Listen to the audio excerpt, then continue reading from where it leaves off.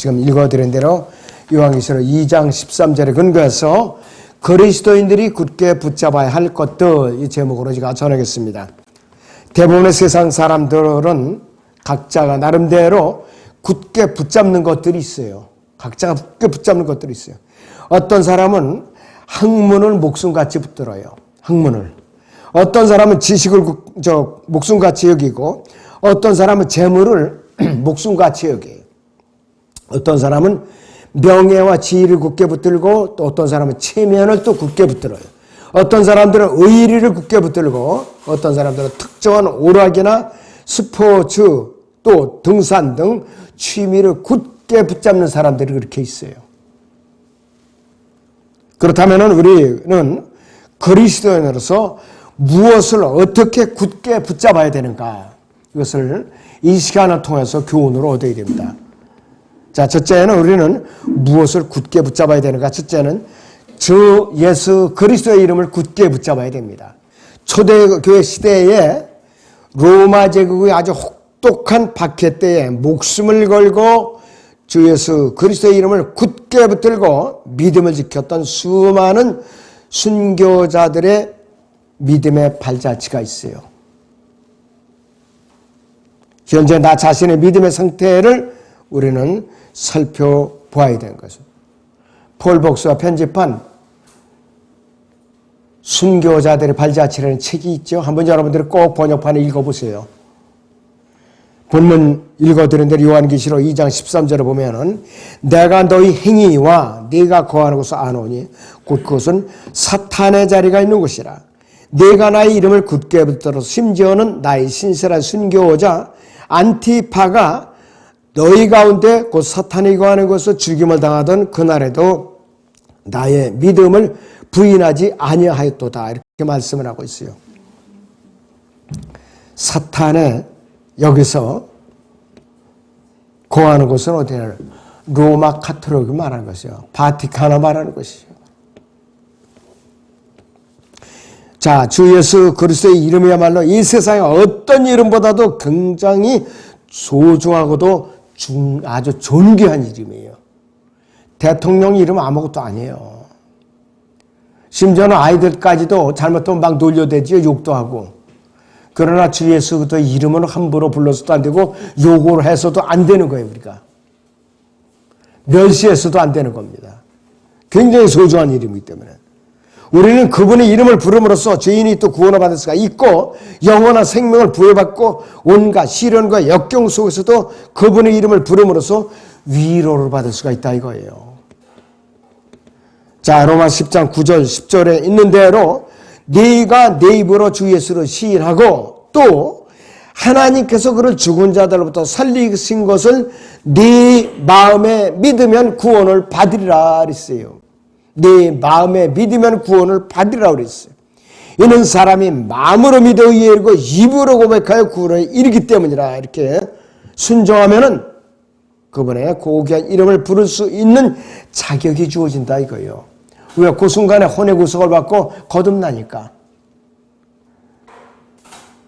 어제 그 사람도 그렇게 영접했어요. 그리고 자기 이름을 놓아갖고 읽히니까 그렇게 좋아하면서 아유 이제 살았다, 이런 고백이 나오는 거예요.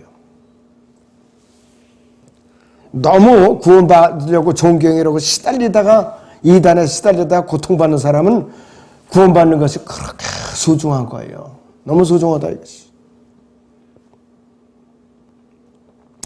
그분의 고귀한 이름을 부를 수 있는 자격이 주어지는데 주 예수 그리스도께서는 시편 50편 15절의 이름과 같이 고난의 날은 나를 부르라, 내가 너를 구해낼 것이요 너는 나를 영원롭게 하리라 그랬어요. 또 시편 59편 16절에서는 그러나 나는 주의 능력은 노래하리니 정녕 내가 아침에 주의 자비로 큰 소리로 노래하리이다. 이는 주께서 내 고난의 날에 나의 요새와 피난처가 되셨나이다 이랬어요. 여러분, 구원받으면 다 끝난 게 아니에요. 그 후부터는 영적인 성장이 있어야 되고 주님과 함께 고난에 동참해야 돼요. 또 주님을 증거하는 복음을 증거해야 되는 거예요. 그래서 하나님께서 주 예수 그리스도의 이름 앞에 모든 무릎을 꿇게 하셨어요. 지금까지 지구상에 태어났다 죽은 사람들이 600억 명, 지금 현재가 추산치가 77억 명이 생존하고 있어요. 77억 명. 이 모든 사람들이 예수 그리스도의 이름 앞에 무릎을 꿇게 만들었는데 이 사람들은 고의적으로 예수님을 거부하는 거예요.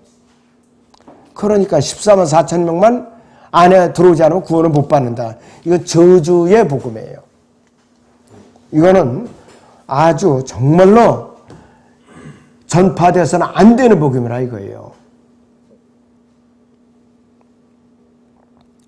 이 대화관람 후반기에도 영원한 복음에는 있어도 14만 4천 명 안에 들어오라는 그 구조는 한 군데도 없어요.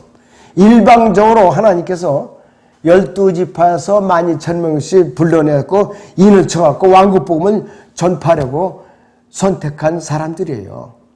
우리하고는 피 한 방울 안 섞였습니다. 전혀 관계가 없어요. 일버서 거기 2장 9절에서 11절을 보면은 이로 인하여 하나님께서는 그를 지극히 높이시고 모든 이름 위에 한 이름을 그에게 주사 하늘에 있는 것이나 땅 위에 있는 것이나 땅 아래 있는 것이나 모든 무릎을 예수의 이름에 꿇게 하시고 모든 혀가 예수 그리스도를 주라 시인하여 하나님 아버지께 영광을 돌리게 하셨느니라 했습니다. 우리는 무엇을 굳게 붙잡아야 되는가? 두 번째는 전노하신 하나님의 말씀을 굳게 붙잡아야 돼요. 전노하신 하나님의 말씀을 굳게 붙잡아야 돼요. 그리스도인들은 구원받은 이후에 전노하신 하나님의 말씀을 굳게 붙들어야 돼요. 사도 바울은 그의 동역자이고 믿음의 후배인 디도에게 디도서 1장 9절에서 가르침 받은 대로 신실한 말씀을 굳게 붙잡아야 하리니 이는 그가 반박하는 자들을 건전한 교리로 권면하고 설득할 수 있게 하려는 것이라 이렇게 권면하고 있었어요. 하나님께서는 온 우주의 자신보다도 주 예수 그리스도보다도 그분의 말씀을 가장 높이신 분이에요. 그분의 말씀을 가장 높이셨어요. 왜? 그 말씀과 함께 우주를 창조하신 분이에요. 인간을 창조하신 분이에요. 만물을 창조하신 분이에요. 시편 119편 89절을 봅니다. 오 주여 주의 말씀은 영원히 하늘에 세워졌나이다 이거예요. 세상의 폭군들이 아무리 성경을 불태워 없앨지라도 없어지는 거 아니에요. 하나님의 말씀이 없어지는 게 아니에요. 폐기될 수가 없어요. 근데 사람들은 뭐 수천만 권씩 태워보면 이제 성경 다 없어졌다 이렇게 오해할 수도 있지만은 절대 그렇지 않아요. 마태복음 24장 35절에서도 하늘과 땅은 없어져도 내 말들은 결코 없어지지 않냐라고 그랬어요. 마태복음 24장 35절에서 하늘과 땅은 없어질지라도 내 말들은 결코 없어지지 않으라고 그랬어요. 왜? 그 말씀이 하나님과 함께 계셨고 우주를 창조하신 주인공이에요. 그 말씀이 육신이 되어 이 땅에 오신 분이 바로 예수 그리스도라 이 말씀이에요. 요한복음 1장 1절에서 2절을 같이 보죠. 태초에 말씀이 계셨고 그 말씀에 하나님과 함께 계셨으니 그 말씀은 하나님이셨느니라고 그랬어요. 즉 말씀은 하나님이셨고 하나님은 예수 그리스도이시고 그분은 성령이시고 그분은 진리이시고 그분은 기록된 성경이에요. 또 그 말씀이 태초에 하나님과 함께 계셨느니라 만물은 그에 의하여 지은 바 되었어요. 만물은 그 말씀에 의해 지은 바 되었으면 그 뜻이에요. 이미 지음받은 것 가운데 그가 없이 지어진 것은 아무것도 없더라 그랬습니다. 그러니까 여러분들 성경을 덮어두고 다니면은 마귀 공격이 극심해요. 마귀 공격이 극심하다 이거예요. 자, 그래서 바른 교리대로 믿고 실행한 그리스도인들은 무엇보다도 하나님의 말씀을 끝까지 붙들고 그분의 말씀을 높이는 데 앞장서야 됩니다. 또 하나님의 말씀은 태초부터 하나님과 함께 계시는 영원한 생명체이신 주 예수 그리스도 자신이에요. 우리는 무엇을 굳게 붙잡아야 되는가? 소망을 굳게 붙잡아야 돼요. 어떤 소망? 몸의 구속을 받아서 셋째 하늘에 가는 것. 그것이 우리의 소망이에요. 히브리서 6장 19절에서요. 우리가 이 소망을 혼의 닷같이 가졌으니 확실하고 견고한 소망이라고 했어요. 확실하고 견고한 소망. 여러분들 한국에 배가 항구에 정박하려면 닻을 내리죠. 수십만 톤 화물선도 군함도 항공모함도 닻을 내려요. 어지간히 닻을 내리면 뽑히겠죠. 견고하게 닻을 내려요. 그와 마찬가지로 우리가 이 소망을 주님이 다시 오셔서 우리를 데려가시라는 이 소망을 아주 혼의 닷같이 가졌다 그랬어요. 확실하고 견고한 소망을 했어요. 그래서 변할 수 있는 거 확실하고 견고한 소망이라고 그랬어요. 이로써 우리 혼이 휘장 안에 있는 곳으로 들어가는, 하늘에 있는 성막의 휘장 안으로 들어간다 이 뜻이에요. 예수 그리스도 다시 오심과 몸의 구속과 그분이 또 몸같이 변모받을 것을 소망하면서 기다릴 줄 알아야 되는 거예요. 예수님께서 오시지 않을 것처럼 사는 사람들이 있어서 문제예요. 어떤 사람들은 올해 이제 5월 19일이 이제 오순절인데 우리 달력으로 이제 올해 이제 오실 확률이 높다 이러면서 세상적인 것은 무조건 부정하는 사람들이 있어요. 이거 큰 위험한 사람들이에요. 그러다 안 오시면 어떡할 거예요? 오시는 순간까지 최선을 다해야 돼요. 세상에는 사업 열심히 하고 직장 열심히 출근하고 또 내가 물질이 있으면은 구제하고 저금도 하고 투자도 하고 이러는 거예요.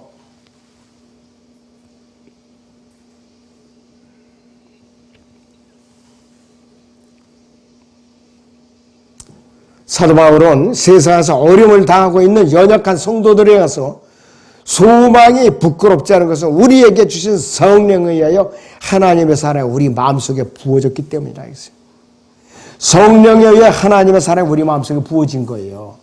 로마서 5장 5절에. 그러니까 여러분은 지금 성령께서 내주하고 계시잖아요. 만약 우리의 몸이 변모받지 않고 주님께서 다시 오신다는 소망이 없다 하면은 우리 그리스도인이야말로 가장 비참하고 불쌍한 사람들이 그죠. 미련한 사람들이고 손가락질 당하게 마땅한 사람들이고 이런 소망이기 때문에 우리는 하나님의 영광의 소망을 즐거워하고 기뻐할 수가 있죠. 모든 고난과 역경 가운데서도 견뎌낼 수 있는 것이 우리가. 우리는 또 무엇을 굳게 붙잡아야 되는가? 선한 것을 굳게 붙잡아야 돼. 선한 것. 사도 바울은 데살로니가서 5장 21절에서 모든 일을 시험하여 보고 선한 것을 붙잡으라고 그랬어요. 선한 것을 모든 일을 시험하여 보고 선한 것을 붙잡으라고 그랬어요. 그리고 고린도서 15장 33절에서는 미혹되지 말라 악한 사귐은 좋은 행실을 부패시키라고 그랬어요. 교회 안에서도 선한 믿음을 가진 사람, 건전한 믿음을 가진 사람하고 사귈 줄 알아야 돼요. 결석을 밥 먹듯 서고 기도를 안 하고 말씀도 읽지 않고 세상적인 얘기만 늘어놓는 사람들은 졸졸 쫓아다니면 물들어요. 그러면 그 사람들 꼭 그 물을 데리고 나가더라고요. 꼭. 죄의 유혹에 빠져서는 안 돼요. 바울은 구원받은 이후에 자신이 가장 소중하게 여겼던 모든 것을 주 예수 그리스도를 위해서 배설물같이 여겼어요. 그가 이러한 결정을 한 것은 오직 주 예수 그리스도 안에서 하나님의 부르심의 상을 위해서 그 핏대를 향해서 쫓아가기 위해서 그랬던 것이에요. 자, 성경을 잠깐 보죠. 빌립보서 3장 5절에서 7절을 같이 보겠습니다. 나는 8일 만에 할례를 받았고 이스라엘인이며 베냐민 지파요 히브리인 중에 히브리인이요 율법에 의한 바리새인이라. 열성으로 말한다면 교회를 박해하고 율법의 의로 말한다면 흠이 없습니다. 그러나 나에게 유익하던 것은 무엇이나 그리스도를 위하여 다 손실로 여겼느니라 했습니다. 손실로 여겼다고 그랬어요. 실로 모든 것을 손실로 여기면 그리스도 예수 나의 줄을 아는 지식이 가장 고상하기 때문이며 내가 그를 위하여 모든 것을 잃어버리고 그것들을 오히려 배설물로 여기면 그리스도를 얻기 위함이요 또 그 안에서 발견되고자 함이니 나의 의인은 율법에서 아니요 그리스도를 믿음으로 말미암아 나온 것이니 곧 믿음에 의해서 하나님께로부터 나온 의라 그랬습니다. 자, 바울이 배설물로 여긴 것이 7가지가 있어요. 7가지. 첫째는 난지 8일 만에 할례를 받은 것. 이걸 배설물로 여긴 거예요. 그 다음 두 번째는 이스라엘인이라는 것. 한마디로 유대인이라는 것. 세 번째는 이스라엘 첫 번째 왕을 배출했던 베냐민 지파라는 것을 버린 거예요. 우월감을 버렸다 이것이죠. 네 번째는 히브리인 중에 히브리인이라는 것을 버린 것이. 또 다섯 번째는 히브리인이 가장 고상한 모형인 바리새인이라는 것을 버린 거예요. 바리새인은 예수 그리스도의 부활도 안 믿었어요. 그리고 그 사람들 재림도 안 믿는 사람들이에요. 그리고 이교도, 즉 교회를 박해하는데 열성적이었다는 것을 자랑으로 여겼거든, 사도 바울은요. 근데 그를 배설물로 버렸어요. 그리고 일곱 번째는 율법의 의라 말한다면은 흠이 없다고 그랬어요, 자기가. 얼마나 완벽했던 사람이에요. 근데 배설물로 여기고 버렸던 것이에요. 그는 구원받기 전에 누구보다 더 종교적이고 열성적인 사람이었어요. 아무리 종교적인 열성이 있었을지라도 구원받기 이전에는 잃어버린 자에 불과했다. 그러니까 잃어버린 자에. 흠이 없는 이라는 말은 의미는 디모데서 3장이나 누가복음 1장 6절에서 쓰인 것과 동일한 것인데 누가복음 1장 6절을 보죠, 여러분. 유대왕 헤롯 때에 아비야의 계열의 사카랴라 하는 제사장이 있었는데 그의 아내는 아론의 딸들 중 하나로 그 이름은 엘리사벳이더라. 그들 두 사람은 하나님 앞에 의로운지라 주의 모든 계명과 율례를 흠없이 행하더라 했어요. 완벽했던 사람이라 이거예요. 완벽했던 사람. 구원을 받고 예수 그리스도를 알기 이전에 바울은 사람과 세상의 눈 앞에서 의식적인 규례들을 준수하는데 열심을 다했던 사람이에요. 이것은 로마서 10장 1절에서 4절에 근거한 그 의예요. 구원받지 못할 저주받을 의라 이것이에요. 로마서 10장 1절에서 4절을 보겠습니다. 형제들아 내 마음의 소원과 이스라엘 위에 하나님께 드리는 기도는 그들이 구원받게 되는 것이라. 내가 그들에 대해 증거하노니 그들에게는 하나님께 대해 열성은 있으나 지식을 따라 된 것은 아니니라. 이는 그들이 하나님의 의를 모르고 자기들의 의를 세우려 함으로써 그들 스스로 하나님의 의에 복종치 아니하였습니다. 그리스도께서는 믿는 모든 사람에게 의가 되시고자 율법이 끝이 되셨느니라 그랬어요. 율법이 끝이 되셨어요. 유대인들은 모세의 율법의 수건이 얼굴에 가려져 갖고 예수님을 영접할 수가 없었던 것이에요. 지금도 마찬가지예요. 그 율법의 의인, 그 율법의 수건을 벗어버리면은 지금도 구원받을 수 있어요. 근데 그들이 가려진 수건이 구원을 못 받게 하는 것이에요. 너무나도 딱하죠. 로마서 9장 3절을 보죠. 그런즉 우리가 무슨 말을 하리요? 의를 따르지 아니하던 이방인들이 의에 이르렀으니 곧 믿음에서 난 의라 이것이요. 믿음에서 난 의. 예수 그리스도는 믿음으로 말미암은 의라 이것이에요. 그런데 31절부터 보니까 그러나 의의 법을 따르던 이스라엘은 의의 법을 이루지 못했어요. 어찌하여 그렇게 되었느냐? 이는 그들이 믿음으로 의를 구하지 아니하고 율법이 행위로 되는 것처럼 구하였기 때문이라. 그들이 그 걸려 넘어지게 하는 돌에 넘어진 것이라 그랬어요. 돌불에 채서 넘어지고 말한 거예요. 율법이라는 돌불이에요. 만약에 주 예수 그리스도께서 오시지 않았더라면은 이것을 자랑하는 것이 사도 바울은 아마 이 7가지를 자랑하는 것이 가능했을지도 몰라요. 예수님께서 오시지 않았더라면. 근데 예수님께서 율법을 완성시켜 율법 아래서 출생을 하셨거든. 갈라디아서 1장 4절인대로. 그러나 온전하고 죄 없으신 분이 율법 아래서 태어나셨을 때에 외적인 모양은 더 이상 충분하지 못하고 그에게는 율법의 의를 완성하신 내적인 사람이 필요하게 된 것이에요. 예수 그리스도가 필요하게 된 것이에요. 로마서 8장을 보죠. 1절에서 4절을 보겠습니다. 그러므로 이제 그리스도 예수 안에 있는 자들에게는 결코 정죄함이 없나니 그들은 육신을 따라 행하지 아니고 성령을 따라 행하느니라 그랬습니다. 이는 그리스도 예수 안에 있는 생명의 성령의 법이 죄와 사망의 법에서 나를 해방시켰기 때문이라. 율법이 육신을 통해서는 연약하게 할 수 없는 것이므로 하나님께서 죄 때문에 자신의 아들을 죄 있는 육신의 명으로 보내 그 육신의 죄를 선고하셨으니 이는 율법의 의가 우리 안에서 이루어지게 하려 함이라. 우리는 육신을 따라 행하지 않고 성령을 따라 행하는 자들이라고 그랬어요. 율법에서 해방되고 말았다 이거예요.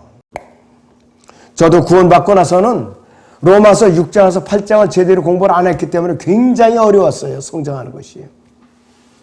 그런데 제가 이제 말씀을 공부하고 나서 제가 원래는 이제 신학원에서 헬라어 이제 그 강사했었거든요. 그러다 이제 제가 나중에는 로마서를 같이 강의했어요. 요한계시록하고. 그래갖고 이제 이걸 가르치다 보니까 제가 이제 눈에 들어오면서 깨우쳐진 거예요. 로마서 제대로 강의하는 것도 쉬운 게 아니에요. 요한계시록은 더더군다나 말할 것도 없고.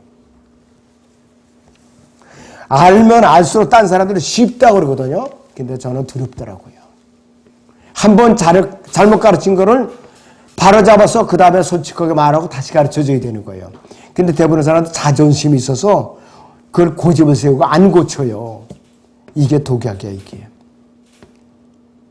그래서 저는 틀릴 때마다 파일에 바로바로 수정해갖고 다음에 이제 책을 낼 때 다시 이제 해갖고 가르쳐. 여기가 그 전에 이렇게 내가 가르쳤었는데 이것을 바로잡았습니다. 이렇게 제가 말을 해줘요, 저는. 왜? 그리스도의 심판서 가면 그거 다 계산을 해야 되거든, 전부. 사도 바울은 주 예수 그리스도를 발견한 후에 종교에 대한 그의 자세를 자세히 설명하고 있어요. 그가 이전에 유익하다고 여겼던 것들이 손실이 됐고 이전에 이단으로 여겼던 것들이 이제는 유익되는 것으로 여겨졌다 이것이에요. 그 전에 이단을 여겼던 것이 뭐예요? 고린도서 15장 3절에 있는 대로 이는 성경대로 그리스도께서 우리를 위하여 죽으시고 장사되사 성경대로 셋째 날에 살아나신 것, 이거를 전하는 것이 이단이란 말이에요. 그 당시에. 그런데 사도 바울을 깨닫고 그것을 전하니까 사람들한테 돌팔매를 맞게 된 것이에요. 바로. 사도 바울은 첫째 주 예수 그리스도를 얻고, 두 번째는 그리스도 안에서 발견되고, 세 번째는 그분을 아는 고상한 지식을 얻고, 네 번째는 그분의 부활의 능력을 알고, 다섯 번째는 그분의 고난의 교제를 알고, 여섯 번째는 죽은 자들이 부활에 이루고자 하는 열망이 있었던 것이에요. 변화받고 나서. 구원받고 나서. 자, 그리스도인이 굳게 붙잡아야 하는 것들, 두 번째는 어떻게 하느냐. 그러면 어떻게 붙잡아야 되는가, 이걸. 어떻게 붙잡아야 되는가, 방법이. 첫째는 주 예수 그리스도 안에 있는 믿음과 사랑 안에서 굳게 붙잡아야 돼요, 우리는. 디모데후서 1장 13절, 14절을 이제 보면은 너는 그리스도 예수 안에 있는 믿음과 사랑 안에서 내게 들은 건전한 말씀의 본을 굳게 붙잡고 우리 안에 거하시는 성령을 힘입어 내게 맡겨진 그 좋은 것을 지키라 그랬습니다. 정확하게 지침을 일러줬어요. 두 번째는 하나님께서 일러준 말씀에 따라 붙잡으면 돼요. 탈이 없어요. 디모데 후서 2장 5절 같이 읽어요. 시작. 또 이기려고 애쓰는 사람이 규칙대로 하지 아니하면 멸류관을 얻지 못하리라. 또 성경대로 하지 아니하면, 기록된 대로 하지 아니하면, 바른 계율대로 하지 아니하면, 이 뜻이에요 바로. 그러면 우리는 이것을 언제까지 굳게 붙잡아야 되는가? 언제까지? 자, 주 예수 그리스도의 이름과 하나님의 말씀과 소망과 선한 것을 붙잡는 것은 많은 고난과 시련과 역경이 따르게 마련이죠. 거절이 되는 거 아무것도 없어요. 세상에 공짜가 없다 그랬죠. 믿음도 말아요. 믿음 이후에, 구원받은 이후에도 우리가 공짜가 없어요. 다 우리에게 섬김이 뒤따라야 되는 거예요. 자, 디모데후서 3장 12절 성경 봅니다. 같이 읽습니다. 시작. 실로 그리스도 예수 안에서 경건하게 살고자 하는 모든 사람은 박해를 받을 것이라 그랬어요. 경건하게 살고자 하는 모든 사람은 박해를 받겠어요. 바른 교리들을 믿고자 하는 바로 그 사람이라 이거예요. 경건하게 산다는 것은. 우리는 이러한 것들을 주 예수 그리스도께서 오실 때까지 굳게 붙잡고 있어야 되는 거예요. 몸의 구속을 받는 그 순간까지 굳게 붙잡아야 된다 이거예요. 대충 살아서는 안 됩니다. 주일날 예배 출석만 한다고 다 되는 거 아니에요, 여러분들. 그분께서 반드시 그리고 속해 오실 것이에요. 근데 하나님 예수님 속해 오신다는 것은 베드로서 2장 3장 9절인 대로 주께서 하루가 천년 같고 천년이 하루 같다고 그러셨거든요. 우리는 기로에 100년밖에 못 살아요. 근데 그분은 천년이 하루같이 여기니까 우리는 아유 언제나 오시나. 5수절에 안 오셨네. 낙심하면 마귀한테 지는 것이에요, 여러분들. 절대로 지는 것입니다. 여러분은 마음을 멀리 길게 잡아야 돼요. 주님의 재림은 임박한 것처럼 여기고 나의 믿음 생활은 길게 잡고 성실하게 하는 거예요. 그런 자세로 해야 시험에 들지 않고 실족하여 넘어지지 않는다 이것이에요. 자, 요한계시록 22장 20절을 봅니다. 이런 일들을 증거하신 분이 말씀하시기를 반드시 내가 속히 오리라 하시니라. 아멘. 그러합니다. 주 예수 오시옵소서. 이렇게 하고 사도 요한이 그 인사말을 하고 마치고 있어요. 아멘. 그러합니다. 주 예수 오시옵소서. 이랬어요. 여러분들 그렇게 자신 있게 지금 그런 양심에 거리낌 없이 기다리고 있어야 되는 것이에요.